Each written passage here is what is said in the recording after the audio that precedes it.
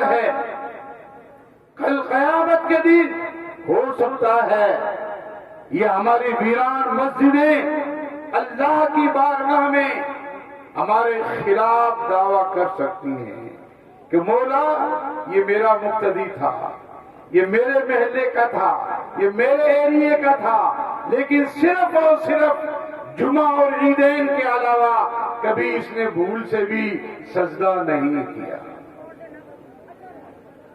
حضرت سے آپ پوچھیں کہ آقا کریم صلی اللہ علیہ وسلم کا یہ فرمان ہے کہ بندہ مومن جس جگہ پر سجدہ کر لیتا ہے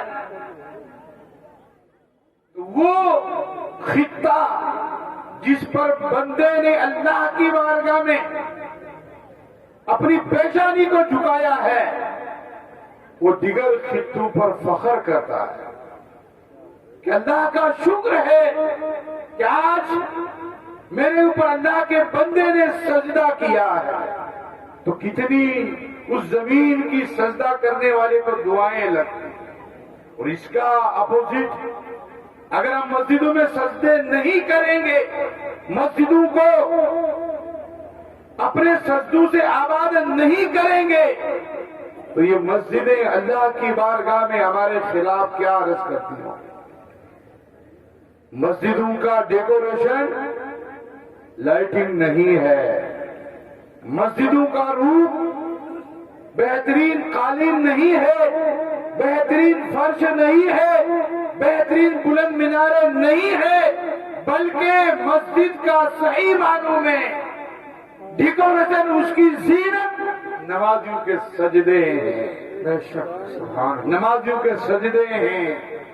تو اپنے سجدوں سے اللہ کے گھر کو آباد کر کے ان سجدوں کو اپنے ایمان کے اوپر گواہ بنا لیں۔ اسی لیے علماء کرام فرماتے ہیں جب آپ فرض نماز پڑھ لیں تو آپ اس جگہ کو چھوڑ کر کے دوسری جگہ پر آپ نماز پڑھیں۔ کیا مقصد ہے، کیا مطلب ہے؟ مطلب یہی ہے کہ ایک خطے کو آپ نے، ایک جا نماز کو آپ نے اپنا گواہ بنا لیا، اب دوسری جا نماز کو بھی اپنا گواہ بنا۔ اس لیے جتنے میرے بے نمازی بھائی ہیں، جمعہ اور عیدین کے بھائی ہیں، خواہ وہ ماں بہنیں ہو یا اسلامی بھائی ہو، ان سب سے میری گزارش ہے کہ آج کا یہ اسٹیج پر رونق اسٹیج ہے، بابرکت آج یہ محفل ہے، ان سعادت کرام کی موجودگی میں اللہ کے حضور آپ سچی توبہ کر لیں، بے نمازی ہونے سے توبہ کر لیں۔ حدیث شریف میں آیا ہے کہ بے نمازی کی نحوست 40 گھروں تک پڑتی ہے، صرف آپ کے گھر ہی تک نہیں پڑتی ہے اس کی نحوست، 40 گھروں تک اس کی نحوست پڑتی ہے۔ سوچو آپ کیا کریں۔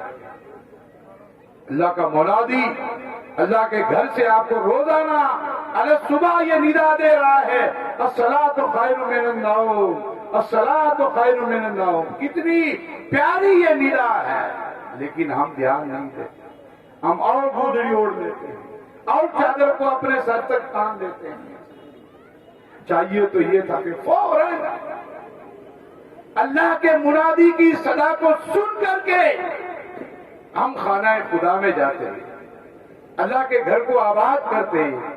آقا کریم صلی اللہ تعالی علیہ وسلم نے فرمایا نومۃ الصبح علامۃ الفخر، اور کما قال النبی صلی اللہ علیہ وسلم، صبح کی نماز نہ پڑھنا، بستروں پر پڑے رہنا، یہ گھروں میں غربت لاتا ہے، غربت۔ آپ کہتے ہیں کہ حضرت تعویذ کر دو نورانی میاں صاحب کی، کاروبار میں برکت نہیں ہو رہی ہے، کھیتیوں میں برکت نہیں ہو رہی ہے، برکت کا تو تعویذ آپ کے پاس میں ہے۔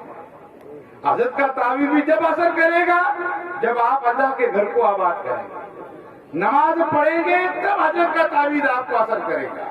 حدیث شریف میں آیا ہے کہ بے نمازیوں کے لیے صالحین کی دعا میں کوئی حصہ نہیں ہے۔ سن لو، دل میں بٹھا لو، دل میں بٹھا لو اس فرمان کو کہ بے نمازیوں کے لیے صالحین کی دعا میں کوئی حصہ نہیں ہے.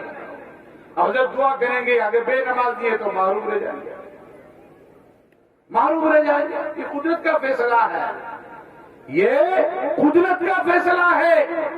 تو اپنے آپ کو شاد و آباد رکھنا چاہتے ہو، سکون قلب چاہتے ہو، راحت چاہتے ہو، گھروں میں اتحاد چاہتے ہو، گھروں میں اتفاق چاہتے ہو، سوسائٹی میں اتفاق چاہتے ہو، معاشرے میں اتفاق چاہتے ہو، تو پہلی فرصت میں نمازی بن جاؤ.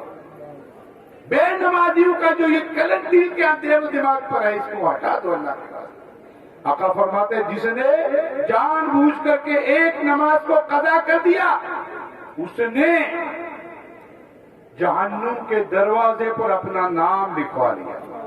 ہوش میں آؤ، ہوش میں.